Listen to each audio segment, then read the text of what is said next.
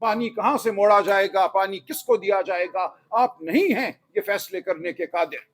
یہ فیصلے پاکستان کی عوام نے کرنے ہیں۔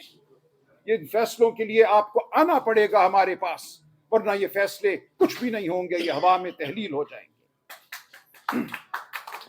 میں آج یہ عرض کرنا چاہتا ہوں تمام یہاں آئے ہوئے اکابرین سے کہ یہ موقع ایک تاریخی اہمیت کا موقع ہے۔ پاکستان کی عوام جمہوری عمل کے ساتھ آج جڑی ہوئی ہے۔ پی ٹی آئی کی شکل میں ایک بہت بڑی سیاسی طاقت اس ملک میں نمودار ہوئی ہے۔ آپ سب جو یہاں جمع ہیں اپنا ایک وجود رکھتے ہیں، اپنی ایک تاریخ رکھتے ہیں۔ اگر آج ہم سب اکٹھے ہو جائیں، آج ہم سب اگر مل کر آواز اٹھائیں تو ہمارے سامنے کوئی نہیں ٹھہر سکتا، میں آپ کو یقین دلاتا ہوں۔ یہ ہمارا باہمی نفاق ہے جس کی وجہ سے اس ملک میں غیر جمہوری قوتوں کو بالادستی حاصل رہی ہے۔ اب کوئی گنجائش نہیں ہے نفاق۔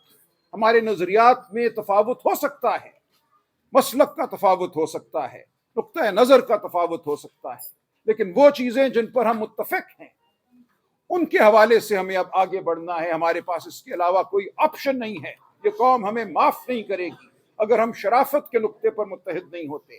ہم آئین کے میں دیے گئے جو حقوق ہیں، جو آواز بلند کرنے کا حق ہے، جو اکٹھے مل بیٹھنے کا حق ہے، جو اکٹھے چلنے کا حق ہے، جو ووٹ کے ذریعے حکومت بنانے کا حق ہے، ان تمام حقوق پر ہمیں متفق ہونا ہوگا۔ ہمیں آنکھوں میں آنکھیں ڈال کر بات کرنی ہوگی۔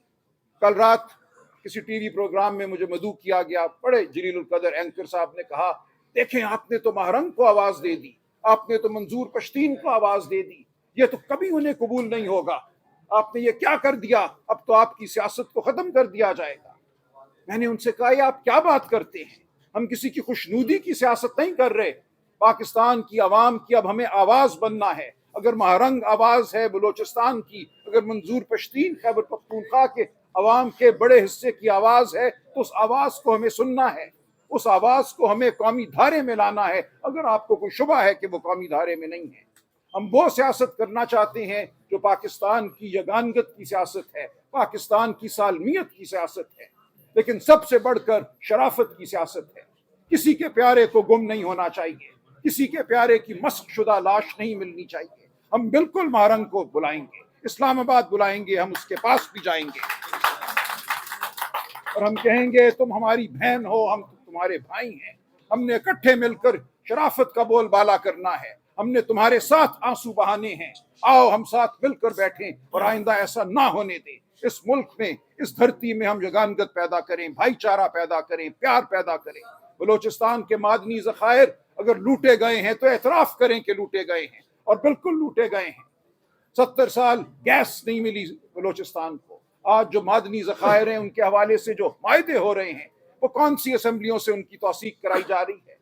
اسمبلی کے اوپر بندوق رکھ کر بند کمروں میں توثیق کرائی گئی ہے، یہ ہم سب جانتے ہیں۔ ہم جانتے ہیں کہ آج گوادر کے ساتھ کیا ہو رہا ہے، وہاں کیا بے چینی ہے۔ یہ بے چینی پورے ملک میں پھیلی ہوئی ہے۔ میں اپنے صحافی بھائیوں سے کہتا ہوں، اس سے پہلے کہ آپ کی آواز بالکل دبا دی جائے، آپ کا گلا گھونٹ دیا جائے، سچ کا ساتھ دو، آواز بنو سچ کی۔ میں اپنے وکیل بھائیوں سے کہتا ہوں، ہمارے ساتھ کھڑے ہو، جبر کی آنکھوں میں آنکھیں ڈالو۔ وہ عدالتیں جو ہم پر بند کر دی گئی ہیں، ایک حیولہ ہے، ہم اس حیولے کے سامنے روز پیش ہوتے ہیں۔ وہاں ہمیں پتھرائی ہوئی نگاہیں نظر آتی ہیں، شرمندہ چہرے نظر آتے ہیں، لیکن ہم پھر بھی قانون کی بات کرتے ہیں، ہم آئین کی بات کرتے ہیں، ہم شرافت کی بات کرتے ہیں، بنیادی حقوق کی بات کرتے ہیں۔ یہ بات ہم کرتے رہیں گے، یہ بات سنی جائے گی، یہ بات بالآخر بالادست ہوگی۔ یہ بات معتبر بات ہے، یہ ہمارے دین کی بات ہے، ہمارے تمدن کی بات ہے۔ اس بات کے اوپر ہی ہم قائم ہیں۔ یہ نہیں ہو سکتا کہ ہم اپنے حقوق سے دستبردار ہو جائیں، ہم سر جھکا لیں، ہم کہیں ہم پہ دست شفقت رکھ دو، ہمیں بٹھا دو کسی کرسی پر اور ہم خوش ہیں۔ اب ہمیں اس عمل کو، اس روش کو رد کرنا ہوگا۔ ہمیں کہنا ہوگا کہ ہم اس زمین سے اگے ہوئے بوٹے ہیں، ہم نے واپس اس زمین میں جانا ہے۔ ہماری وفاداری اس زمین کے ساتھ اور اس زمین سے اگے ہوئے انسانوں کے ساتھ ہے۔ ہماری وفاداری کسی وردی کے ساتھ نہیں ہے، ہماری وفاداری پاکستان کے ساتھ ہے، اور جو پاکستان کے آئین کا وفادار ہے، ہماری وفاداری اس کے ساتھ ہے۔ ہم نے آئین کی حدود میں ہر ایک سے کام لینا ہے، ہم ہر ایک سے کام کروانا ہے، اور اس کام کا مقصد صرف اور صرف پاکستان کی فلاح، پاکستان کے عوام کی فلاح ہے۔ तो ये मेरी आप सब काबरीन से गुजारिश है। बहुत से नए लोग अब सियासी अमल में शामिल हुए हैं मेरे जैसे। मैं आपसे वादा करता हूं कि हम सियासी अमल में इसलिए नहीं आए कि हमें कोई कुर्सी सामने नजर आ रही है। मेरे ऊपर 18 मुकदमे हैं आज।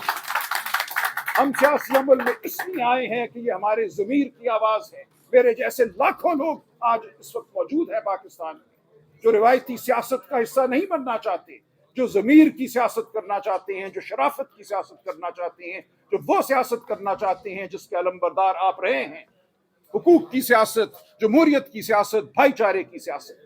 तो आप रहनुमाई कीजिए, हम आपके साथ हैं, हम आपके दस्ते हैं। पीटीआई की शक्ल में इमरान खान ने एक बहुत अजीम शान कुव्वत इस कौम को अता की है। हर हफ्ते में कई दफ़ा 2 बार मेरी इमरान खान से मुलाकात होती है। पिछले 2-2.5 साल से ये अमल जारी है। जब से वो जेल गए हैं शायद सबसे ज़्यादा उन तक रसाई मुझे हासिल है। और मैं आपको यकीन दिलाता हूं कि इमरान खान किसी डील का मुंतजर नहीं है। अगर होता तो बहुत महीने पहले लंदन चला गया होता। बार बार ये बात हुई है इमरान खान से